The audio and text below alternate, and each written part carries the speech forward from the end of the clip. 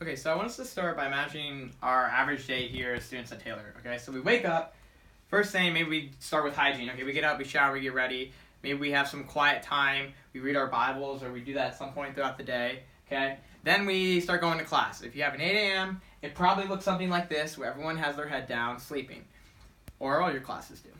Okay, let's throw in lunch and dinner. We have spent time doing that. Yeah, after those, you have sport, extracurricular, if you're involved in any of those. And at that point, you basically take the rest of your evening and you throw it into doing homework and studying. And the next thing you know, you look out your window and it's dark out. Right, the whole day went by, and if you have an hour of free time left, you just try to relax.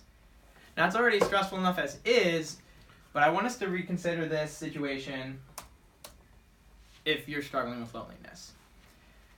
That may seem like it doesn't happen to a lot of us, but actually David Derbyshire, a scientific journalist, found in a study of over 300,000 students in 2010 that 63.1% of all of them had struggled with severe loneliness at least one point throughout a year of college.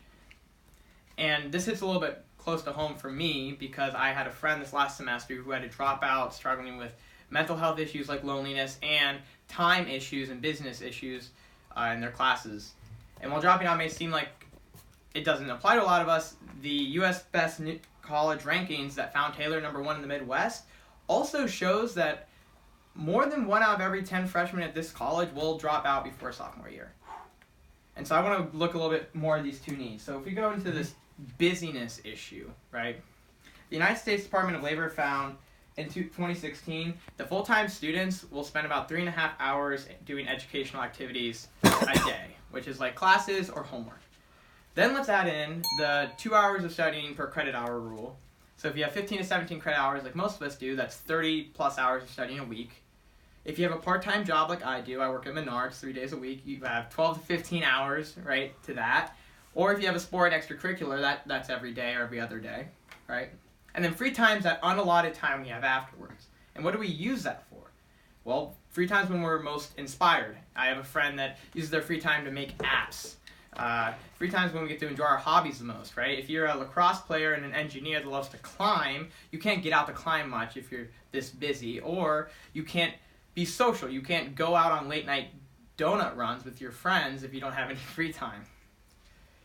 So, and then there's also this emotional issue, right? When we look at loneliness, there's really two types of it. There's social and emotional loneliness. The STEM magazine New Scientist wrote in 2017 that social loneliness primarily has to do with the social network that you have, the strength of your social network, your actual friends, and emotional loneliness has to do with the objective feelings of isolation you have, regardless of if you have a lot of friends around you or not. And statistically, this applies to a lot of people. The American Health Association found of over 48,000 students from 2016 to 2017 that 63.1% of them had been very lonely at some point throughout the year.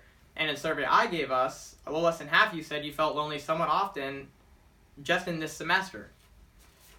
So when we look at loneliness, we obviously want to think of companionship, right? We want to break that isolationist mentality. A retired professor of philosophy at Kuwait University talked a little bit about this, named Dr. Mityas. He was commenting on the fact that Aristotle talked about how we need to be social. And he said that this is because being social, it completes us. It's the fulfillment of man and a requirement for our development as people. And so when we look at this time issue and this emotional issue, what would I propose as a possible solution? Well, what do a dead theologian, a dead sculptor, and a dead inventor all have in common? They're dead. They're all historical figures, and I want to propose that spending some time studying historical figures can actually help these issues a lot. And what I mean by studying is really getting to know the lives, the struggles, and the work of these men and women of the past. And I'll explain a little bit how this can actually help these issues a little bit. So if we go back to this time issue, right, how much of us spend stuck time banging our heads trying to learn concepts and understand things in our classes that we just don't get? What better way to learn than people that have already understood it or can explain to us in a way that we haven't yet heard from the past?